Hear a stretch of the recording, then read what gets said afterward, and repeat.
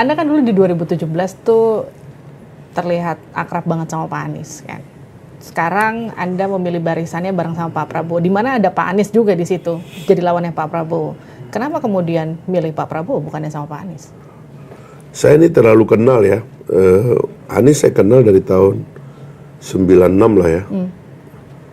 Saya suka di acara mahasiswa bareng gitu, karena dia di UGM, saya di UI gitu. Lagi masa-masa pergerakan, cuman menjelang reformasi dia pergi sekolah ke Amerika, saya masih di lapangan gitu. Saya kira ya, protes saya kepada teman-teman seperti Pak Anies, Pak Mahfud, ya terutama yang tidak ada afiliasi partai politik ya. Dia lupa bahwa ini adalah pertarungan antara partai politik.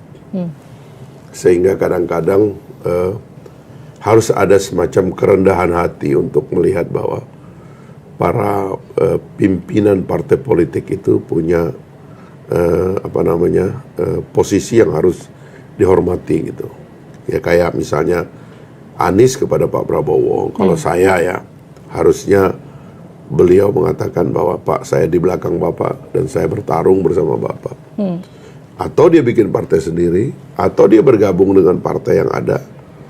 Ya saya sendiri bikin partai ya, dan mungkin itu jauh akan kelihatan dia menghargai situasi ini gitu. Sebab dengan cara seperti ini kan aku jadi banyak bertanya kan, Anda sebenarnya berjuang untuk siapa? Ini kan karena ada partai-partai di belakang dia kan yang juga punya motif tertentu mengambil dia kan. Karena nggak ada lagi yang bisa ngelawan Pak Prabowo, ya dia cari orang, dan kebetulan itu punya kotel efek, menyelamatkan partai orang dan sebagainya. Ya menurut saya itu resiko yang akhirnya dia harus tanggung gitu. Saya nggak mau ngambil resiko itu, dan saya nggak mau bertarung di belakang situasi seperti itu. Kurang enak buat saya gitu loh. Ini ada orang Pak Prabowo menyusun tangga pertarungannya itu perlahan-lahan. Saya kira dia lebih mungkin untuk selain dia mungkin untuk menang, tapi dia juga konsisten dengan jalannya gitu.